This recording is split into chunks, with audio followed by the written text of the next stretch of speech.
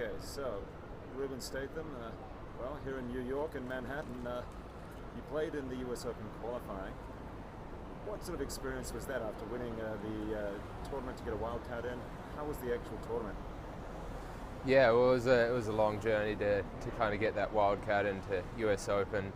I had to win a pre-qualifying tournament, which was a 128 draw, so 6 matches there, and then went through to the finals at Yale University last week, and won 4 matches at the finals there.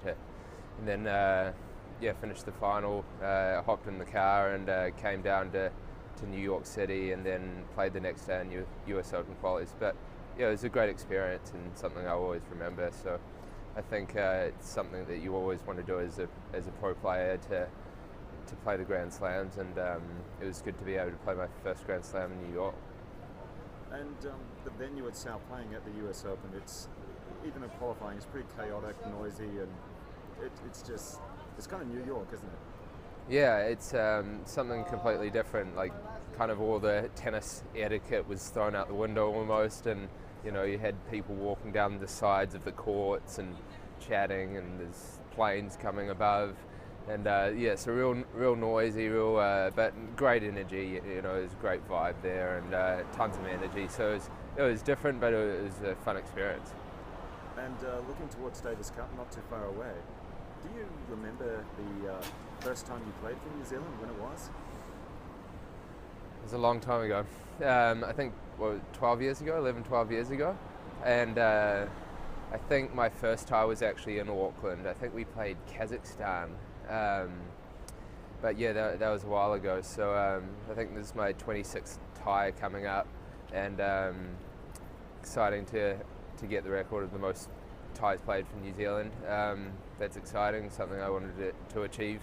And yeah, we play Pakistan, Christchurch, and it's always great to play down there. And we have a small following, but everyone gets behind us there in Christchurch, and it's a great venue, so it's going to be some fun tennis.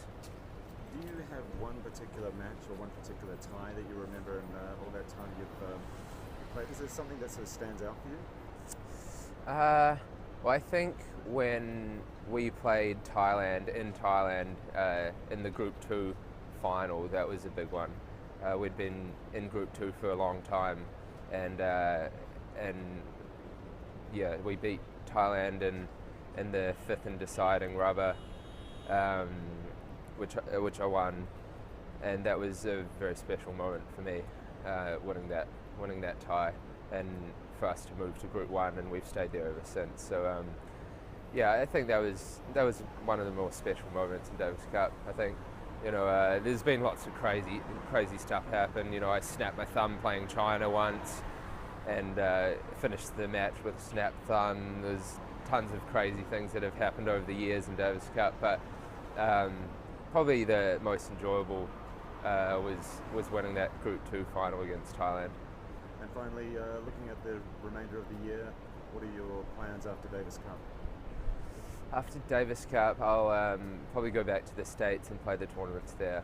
I've kind of been based out of Atlanta most of this year, and working with a trainer and coach out of there, and just playing the tournaments that are closer in the States, and training in between in Atlanta.